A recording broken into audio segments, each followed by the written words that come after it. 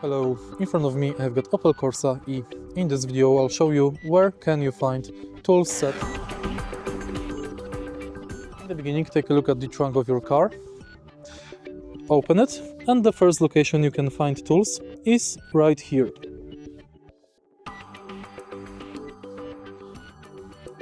Second location where you can find tools is on the opposite side.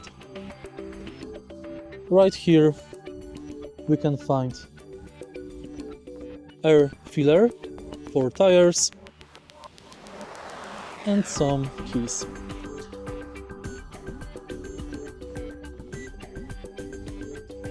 In the end, you can find 4 tools under trunk floor. Right here we've got design space for emergency triangle. If you find this video helpful, please leave like, comment and subscribe.